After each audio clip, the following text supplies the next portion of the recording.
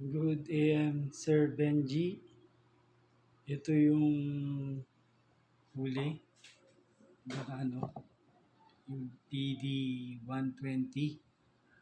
May positional sensing kasi to kaya mahirap ang paggawa ng trigger, retrigger to.